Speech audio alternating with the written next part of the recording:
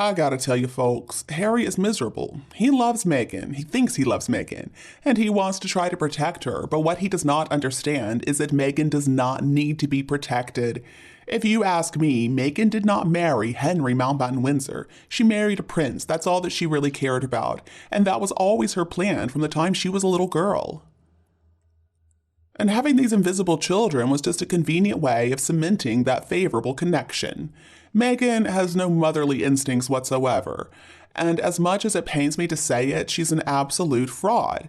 Now, in her, Harry thought he found a strong woman, somebody like his mother, somebody he could finally love and keep safe. But what did Meghan find in Harry? Well, she found a very weak and damaged person that she could exploit. And she has done it perfectly, hasn't she?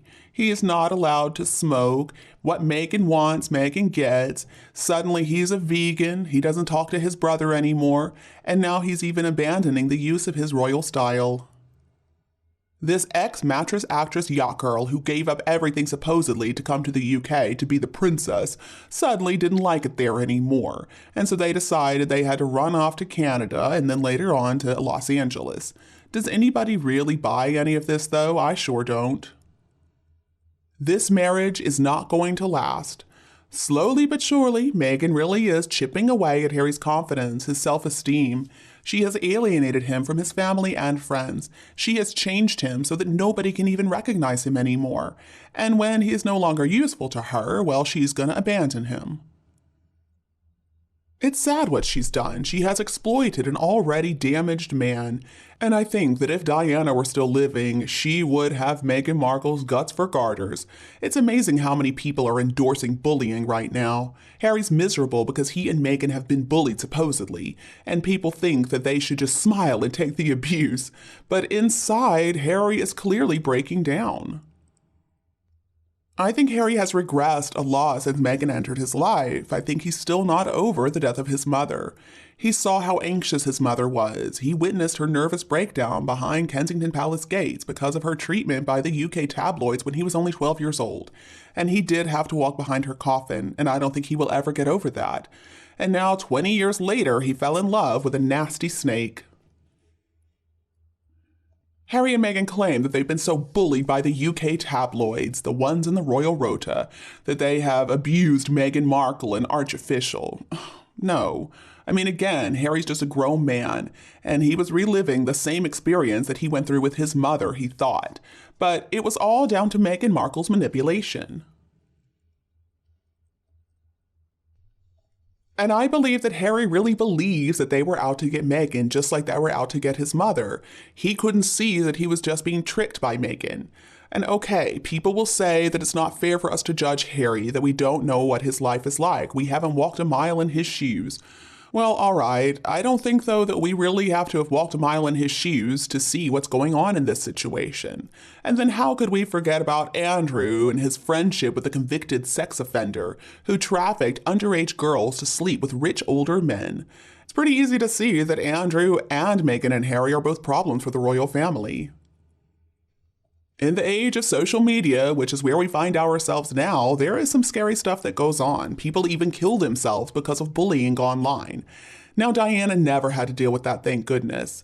Social media has made bullying a lot worse, and I guess in Harry's view, he's just standing up for himself and his family.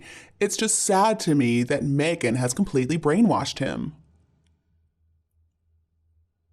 And I worry about Harry's mental health. It looks like he's on the verge of a breakdown. Didn't he say once that he was so depressed that often he didn't even feel like he could get out of bed? Harry has also said that he's so traumatized by the sound of a camera flash. To have these reactions almost 25 years after his mother's passing reveals that his mental health is not good. It seems like Harry has not gotten the help that he needs, and then Meghan came along and encouraged his paranoia. She was always reminding him of the danger that they're in. I know his family is going to welcome him back with open arms, but can Harry ever be functional again if he does go through a divorce with Meghan, if he loses her and loses any children they may or may not have? They thought they were going to be raking in billions with their brand Sussex Royal, and I think they're still going to try and keep themselves in the spotlight at any costs. And that's why Charles got so upset with them and they had to pay back everything. They have cashed in on Harry's popularity already, and their workload is only going to get to be more. The big thing, though, that they're all interested in is privilege, and especially the money and lifestyle that goes along with that. Meghan wanted to be able to use that title and make money off of it. She didn't marry Harry for any other reason than to try to raise her status. This transition makes a lot of sense when you view it in this context. And maybe Meghan could have lasted a little longer in the UK if she hadn't gotten such negative publicity. There are many people who do not like her and think that she's fake, and they're correct. If the media is so harmful, why did Harry and Meghan hire an LA PR company over a year ago? Entertainment PR companies have no experience with managing royals, much less the firm. Meghan has manipulated this from the very beginning. And I'm not going to even go into the long list of her abuses, but her fake naivete is blowing up in her face.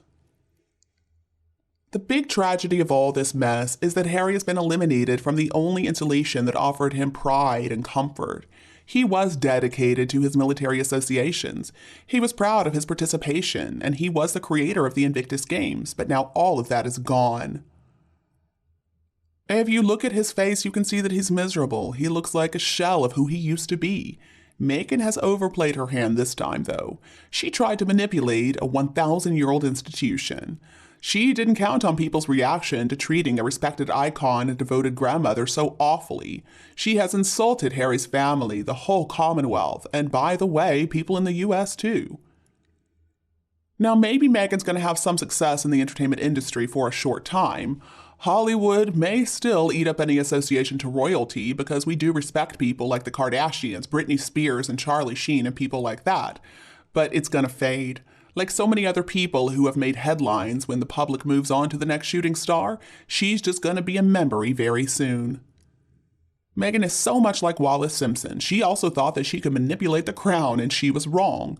Let's not forget that Wallis was sleeping with a king, so she had a better hand to play, and she is still lost. Her poor husband ended up spending the remainder of his life just trying to figure out something useful to do. His life as prince and then king had been filled with obligations and preset schedules, and then they got banished to Paris, and that was difficult. Harry's going to end up being a miserable duplicate of his late great-uncle, and the only comfort is going to be his son, if he's even real, and his daughter, if she's real. Harry is completely lost without the insular reinforcement of his family, and everything that he has been raised to accomplish. And you, do you agree with the views in my video? Please tell me your opinion below in the comments section. If you preferred our video today, don't be afraid to like and share it with anyone else who needs it anytime you want.